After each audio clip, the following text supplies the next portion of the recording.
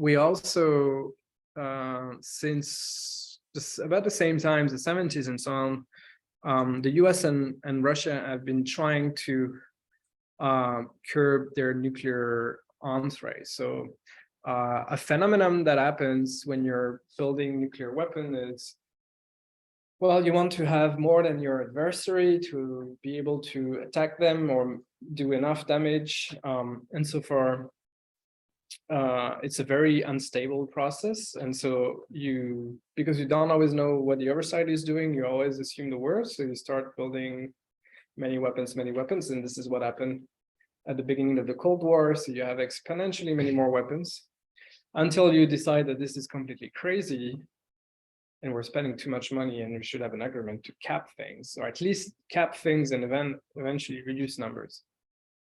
So we've had agreement in place since the 1970s. A bunch of them were designed to kind of limit and stabilize the arms race in a way that would reduce the risk of nuclear use and nuclear war. And so right now, unfortunately, and I'll talk a little bit more about this in my next slides, but we only have one last treaty between the US and Russia that is in place. Everything else expired or was essentially the US left a bunch of treaties and especially during the last administration, the Trump administration. And so we're at a moment where there is just one final agreement to kind of limit the number of strategic weapons in the US and Russia. And there are already calls in the US that we should not renew that treaty. And the Russians have said, like, given what's happening in Ukraine, we don't expect negotiations at this point to take place. And the treaty is supposed to expire in 2026.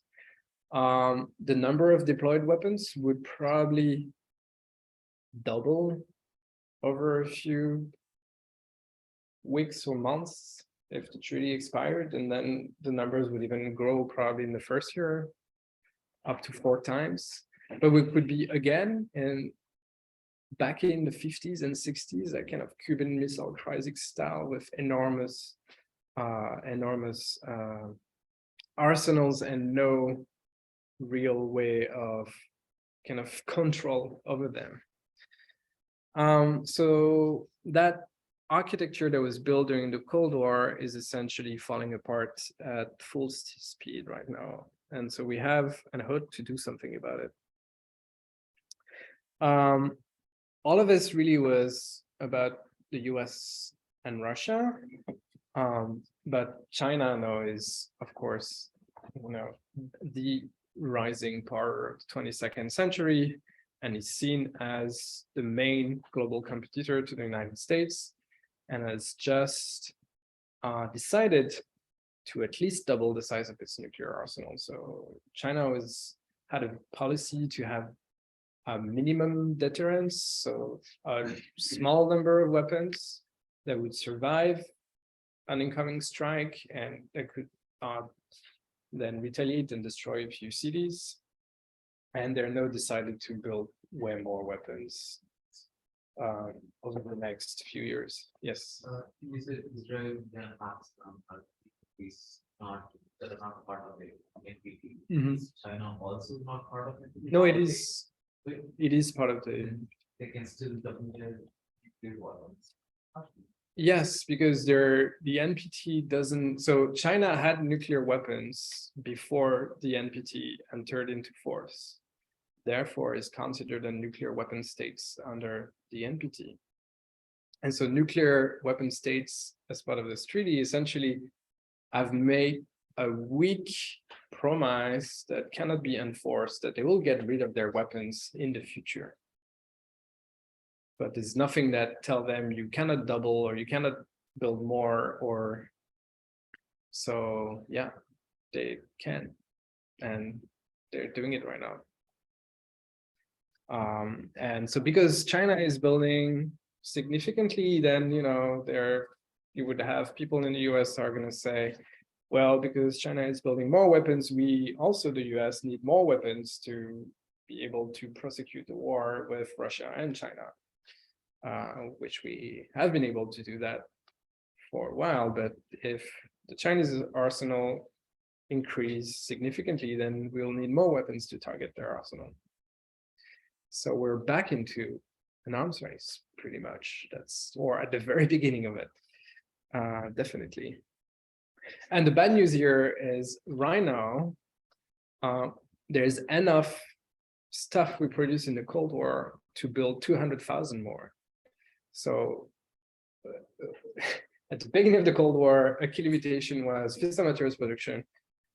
And people, and especially in my group, for the past 2 decades have tried to get those numbers at least frozen, or to be reduced, or to be downsized and downblended and buried in the ground, or transformed in all kinds of ways.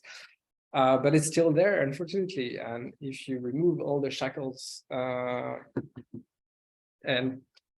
start having a new arms race, and well, we can build pretty much whatever we want, and how many weapons we want. And yeah, so that's a big issue, and I think we'll have and hope to think about this more. It's not fully true for China. So China has limitation on its fissile material production. And unfortunately, it has a new fast spreader reactors program. So that's kind of a program that is presented for civilian purposes. But that's a type of reactor that makes excellent weapon grade plutonium. And China has unfortunately stopped making declaration of how much civilian plutonium it has and it makes, which the nuclear weapon states had agreed to do over the past 10, 20 years or something at least. And they stopped making declaration 3 years ago. So we don't even know how much they are producing right now or will produce. I mean, we can guesstimate, and the way we guesstimate, and this is where the scientists work, what can we do as a scientist to then advise the government? Well, we can take the Chinese reactor and build a model, a neutronic model, burn-up model, so a model of how the reactors work, and we simulate it, and we simulate how much plutonium is going to produce.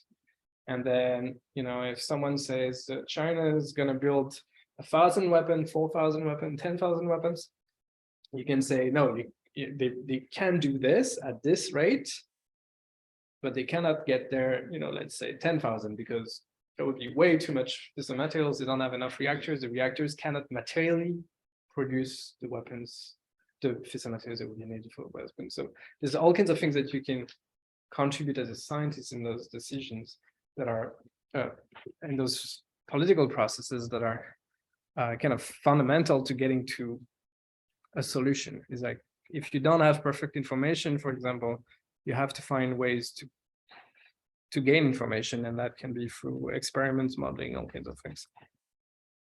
And finally, and I will stop here, I had more slides, but I want us to be able to chat and to eat some food.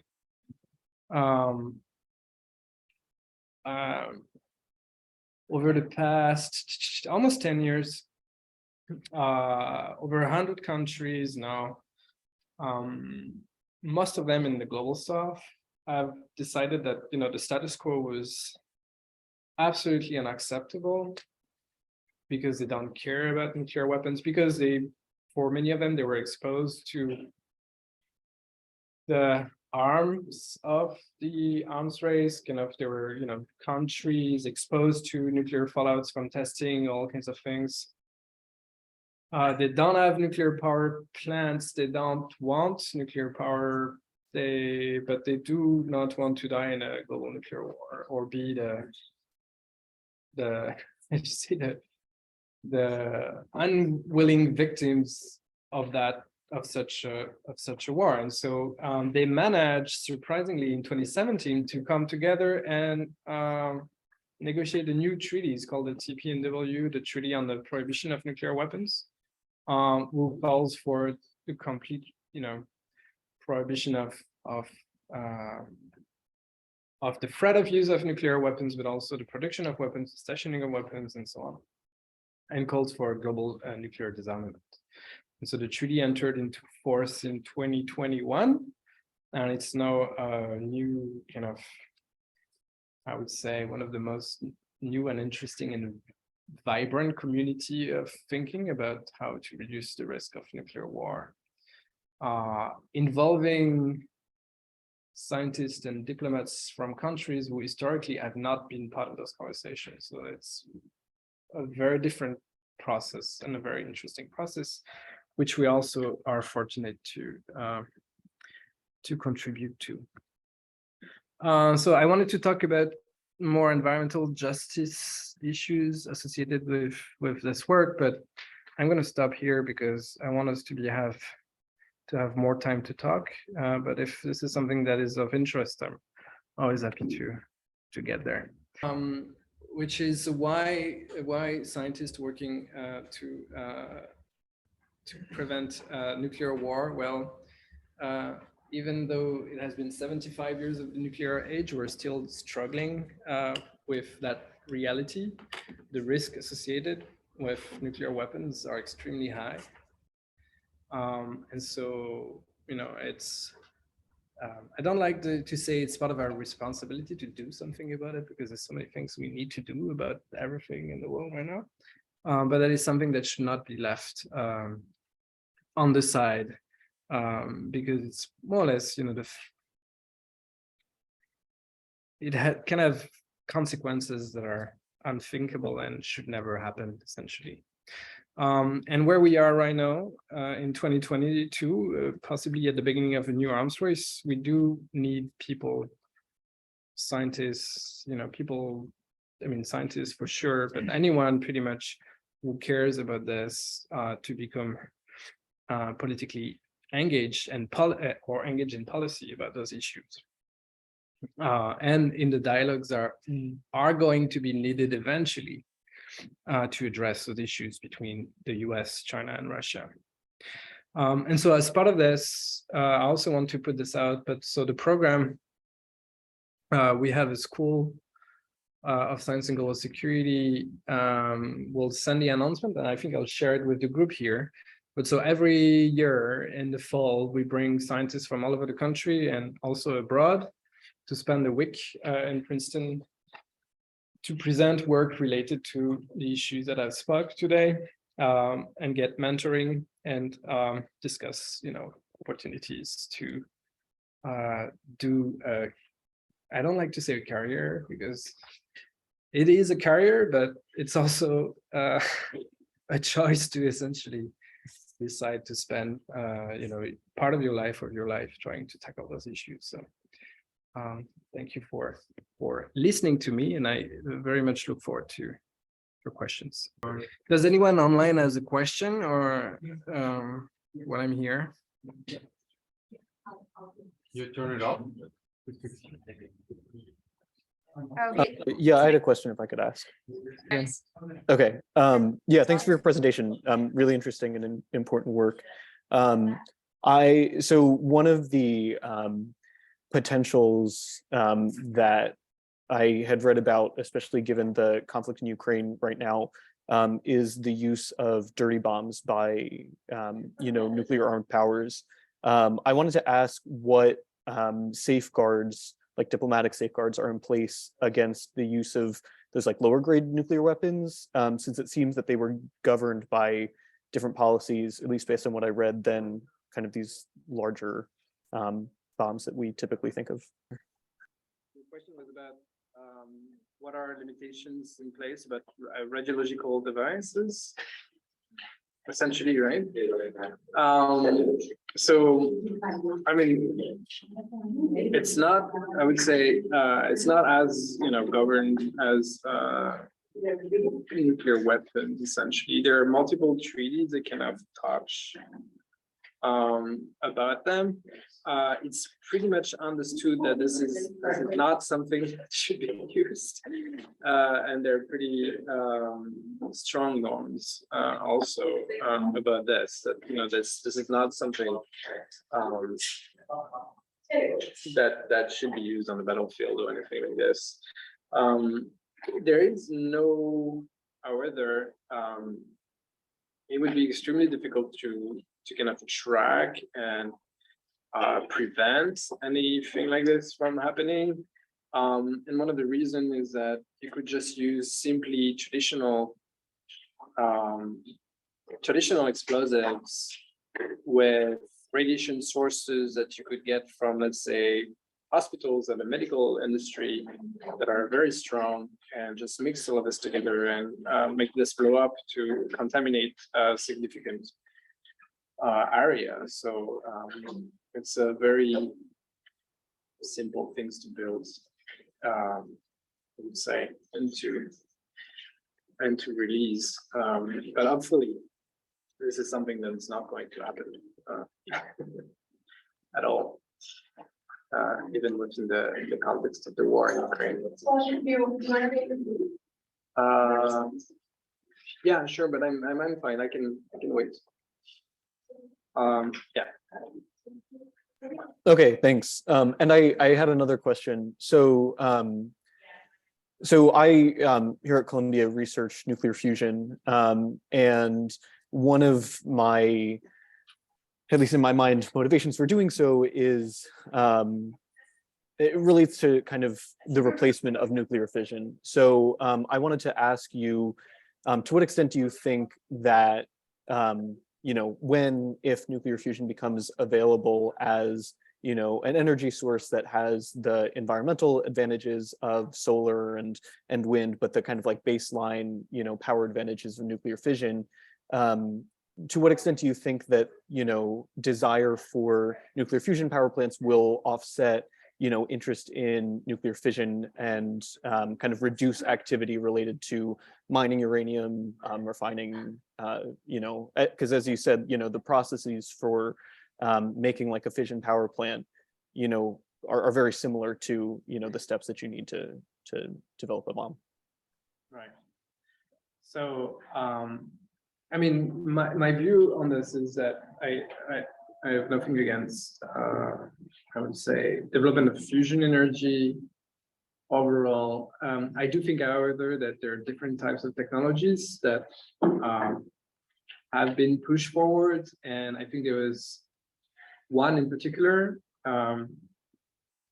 ICF, where you use laser to compress small capsules. That has been, I don't know if you've heard about this, a big ignition news that the US at Livermore Lab achieved a gain. So essentially, they're using laser to compress a small capsule of deuterium tritium, and the energy that arrived at the capsule, there was more energy generated by fusion than the one that arrived at the capsule. And this was partially presented as a success for development of that technology for energy purposes, and I think that's complete BS. I mean, part of my my French, I am French, so I'm allowed to swear, I guess. But that's absolutely just a military technology. I mean, that's the only purpose of it, is simply to better understand how the inside of a nuclear weapon works, and that's the primary purpose. No, a tokamak is completely different. The fusion device, yes. So that I would agree. Not ICF, for example. I don't think ICF is technology that we should pursue for power generation purposes, because of the proliferation sensitivities that are associated with it. So bigger, larger fusion reactors, why not? I mean, but again, an issue is we don't know when they will be available. So to me, they don't really always kind of come into the picture right now. And one of the big issue with nuclear energy is that there is a new push to kind of, again, build more reactors, and we'll see what comes out of that push. It's kind of like one last stand. It feels like it, because one of the key issues has always been cost. And it's not necessarily the externalities associated with nuclear energy that has made it uncompetitive. It's really the cost. It's just too expensive. And I think that simply the markets have just displaced the technology. So, whatever contribution fusion will make in the future, and whether it will make contributions to that displacement or not, I think is too early to tell. But it would definitely be, I would say most likely a welcome addition to anything that can help address the climate crisis. Yeah, definitely. Thanks. Yeah, I think a lot of people in the fusion community share your perspective on ICF. There's very little belief that it'll actually have, energy applications, and it's really just for weapons, which is unfortunate that it also bears the same name that we're trying to use to purvey this, big improvement in how we generate power. But yeah, thanks for your comments. Yes, you need a new marketing strategy. Yeah. So the question is about, are there any ways to repurpose existing stockpiles of highly enriched uranium? So I don't know that, hopefully that was clear, but I'll make it this clearer. There are two key materials to build nuclear weapons. One is uranium, the other one is plutonium. Uranium you can dig in the ground. It comes in two isotopes, well, a little bit more, but primarily two isotopes, 238 and 235. The fissile isotope is 235, but it's only 0.7% of, in terms of abundance, natural abundance. In a power reactor, you need typically between 3 and 5% uranium-235 in your fuel. So you need to enrich the uranium-235 fraction. And in the weapons, you want above 90% of 235. So all the stocks of highly enriched uranium that were built during the Cold War and are still here today, what can we do about them? Well, there was one initiative, for example, that lasted for about 20 years, between 1993 and 2013. It was called a megaton to megawatt program. And that was essentially the deal was the US bought weapon grade uranium from Russia that Russia then agreed to downblend, so kind of reverse enrichment. So get essentially mix the enriched uranium with either natural uranium, depleted uranium, and bring it back down to levels that can be used in nuclear reactors. And so that's a very straightforward way to use it, or at least repurpose it, at least, as long as nuclear reactors do exist. You can also decide to simply just downblend it and just rebury it. If you don't want to run a reactor, you just lose all this work and all this money, but perhaps it's better this way. So that would incentivize the countries, right? Sorry? That's not a big incentive. Yeah. Well, it depends, what costs and, what is your cost benefit analysis and what you take into account, if the point is getting rid of those stockpiles, improve your national security significantly. Because one of the key issues with HEU, it's the best fissile materials to make the most rudimentary weapons, which is basically just assembling the critical mass together. So you take two pieces that are subcritical. So subcritical means you cannot sustain a chain reaction, right? So the way fission work, you need a neutron. It's going to split uranium-235 nuclei. On average, you get 2 to 3 neutrons, and those will split more and more and more. If you have more neutrons after each step, you get a supercritical chain reaction. And one way to do that is simply to have enough materials in one place. That's how the Hiroshima bomb was designed. That's a bomb we know Al-Qaeda worked on and thought about, trying to get that material. And so after 9/11, the big emphasis was on preventing nuclear terrorism, securing those stockpiles, removing these materials from places that had them. And so the US engaged in a massive cleanup global kind of cleanup, trying to get that materials shipped back to the US. And with some successes, with many successes, but never really also kind of tackling the underlying bigger part of the stockpile, because there are, other issues why the US and Russia would not want to get rid of it, because it has other uses than weapons. For example, it fuels nuclear submarines, and that's a big consumption of this type of material. So to get rid of that materials, you need to make it worth less. To make it worth less, you need to have a technology to replace all the way you use that material right now. And so people have been working on that for a long time, and I'm still working on purpose. Yeah, but to really answer the question very quickly, is just so downblending uranium is the way to go. For plutonium, we don't have a good answer, and right now the US is just simply burying it, burying its plutonium, and that's basically our best shot.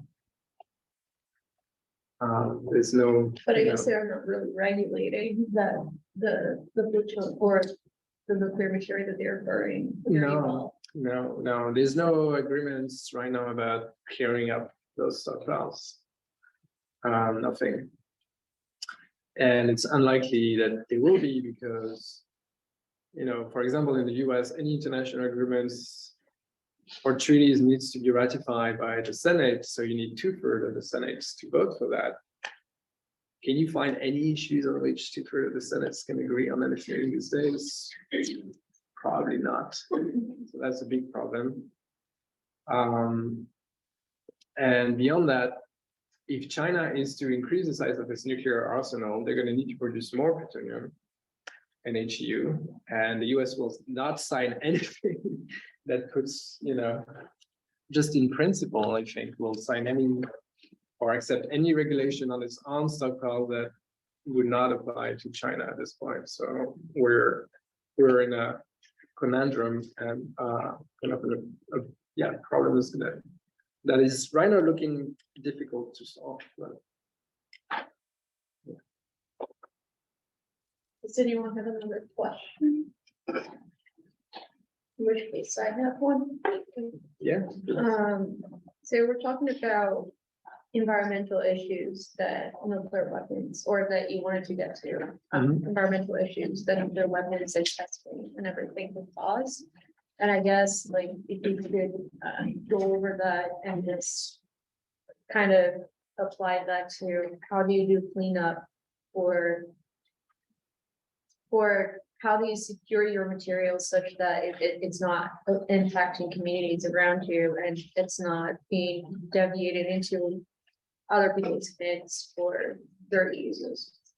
Yeah, so I mean, just like any industrial processes, you generate waste and release stuff in the environment, and so the two key mechanisms of contamination for all of this nuclear buildup have been production of materials itself and the radiological waste, and all, I mean, it's like, the acids and the heavy metals, and so you really have places in the US and in Russia that are absolutely contaminated, like, you can't use them right now, you won't be able to use them for a very long time. I mean, it's and those places tend to be within or at or near communities that are either, if it's in the US, communities of colors, or communities of low income citizens, and abroad. The other mechanisms that generated a lot of environmental contamination was testing, and that happened in places where communities had no say about that.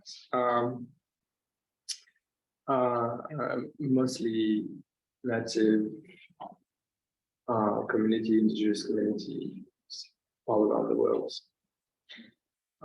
And back then, the national security kind of imperative trumped anything else, and so people were exposed and contaminated and not told they were exposed and contaminated. So I guess today that may be different or more difficult depending on where you live, I guess. But there are still, I mean, of course, there's still an environmental impact, but I think nothing compared to what happened back then. Because like with everything else, we've been more mindful, I guess, about environmental considerations. And how do you clean that up? How do you clean it up? Well, it's an enormous amount of money. So if you have that available, you're going to spend an enormous amount of money to kind of clean up, dig up stuff. I mean, literally, you need to scrap the ground and I mean, or dismantle materials, bury it, find ways to deal with the waste. But in many places, you just don't. It just stays the way it is, and it will not. I mean, eventually, people may go back to those places and live and do things. But right now, they tends to be wastelands that are where people can't do anything. I mean, just communities don't go back there, or they're forbidden to go back in those places, and they just will remain contaminated for, you know, depending on the materials that were involved in the contamination, hundreds, thousands of years. So. Have there been any long-term studies of the communities that live in areas that have been polluted by this testing and other kinds of chemicals from production? Surprisingly little. And I think part of this was on purpose, because you know, if you don't document, then you can't be held accountable for what happened. And so this is a big movement that is happening now, I guess, more and more, is to go back to those cases of contamination and redo the analysis. The problem is sometimes we're talking about, you know, this happened 50, 60 years ago. So you need to find proof that things happen. You need to dig the ground. You need to show that how people were contaminated and exposed. You need to find people who lived there.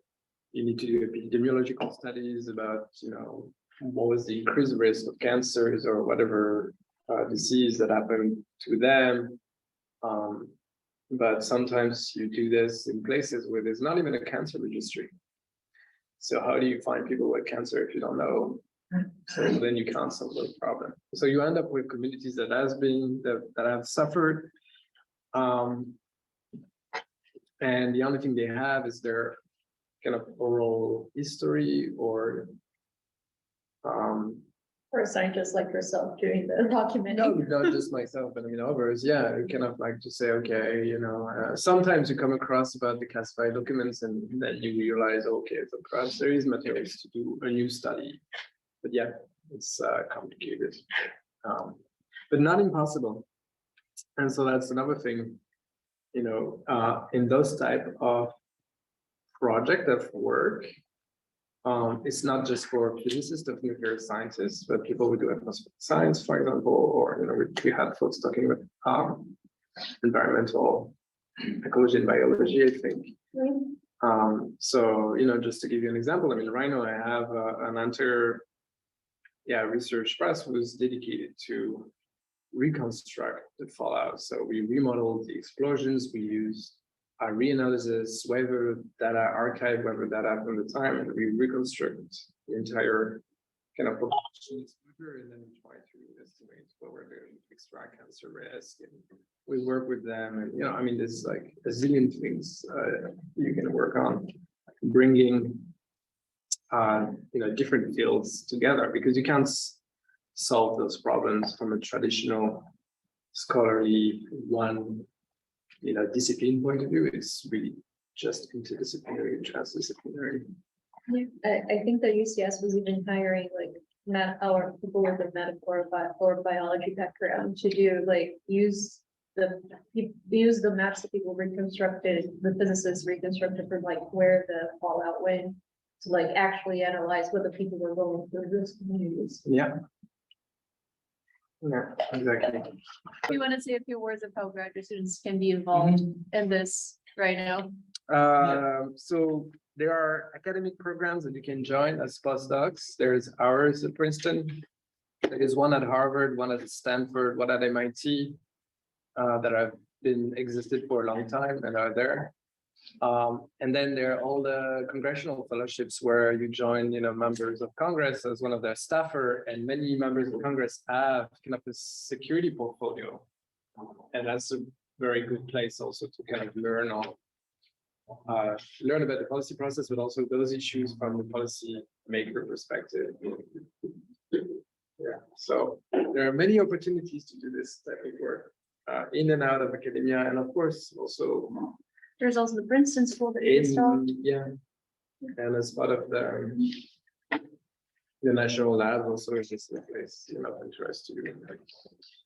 All right, thank you. Yeah, you're welcome.